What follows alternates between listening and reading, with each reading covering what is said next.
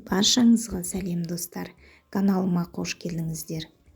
Бүгінгі рецептем сіздермен ең нәзік, шоколадты, брауни деп аталатын торт немесе пирог деп атайды кекстің түрін жасап көреміз.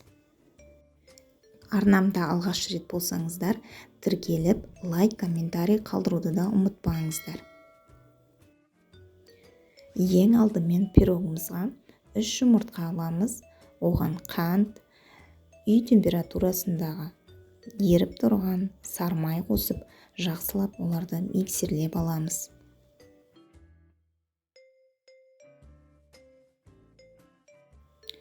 Осы миксерлеп алған табамызды әрі қойып, оған осындай бір плитка шоколадымызды алып, бөлшектеп, майдалап турап аламыз.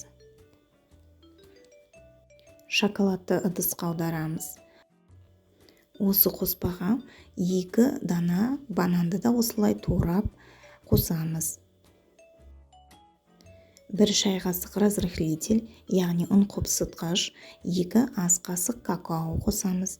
Одан кейін ұн електен ұнды да қосып, осы қоспаны жақсылап араластырамыз.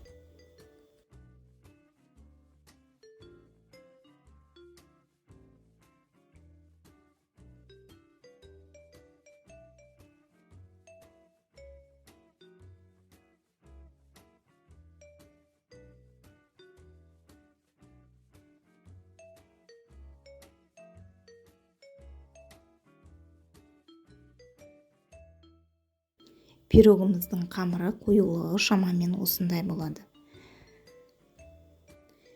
Пешкеге салуға дайындаймыз. Мен осындай 1 немесе 2 дана алып, бананды астына салып алдым.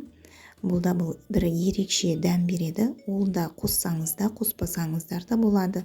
Өз қалауларыңыз біледі. Үстінен қамырымды құйып алдым.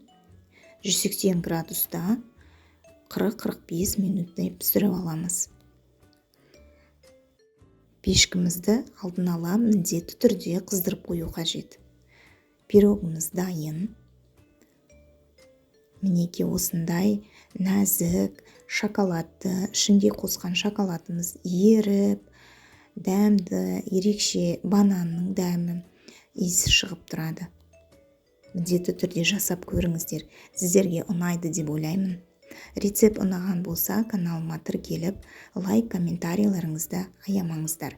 Назарларыңызға рахмет. Сіздермен бірге болған Дина.